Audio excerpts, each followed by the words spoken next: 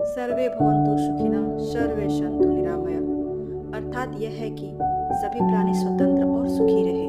पशुओं एवं पंछियों को कैद करना कहाँ तक उचित है, जब तक यह उनके कल्याण के लिए न हो। हर जीव अपने स्वाभाविक जीवन के अधिकार का हकदार है और मनुष्य का कर्तव्य है कि वह दया और करुणा के साथ उनके जीवन का सम्मान करे।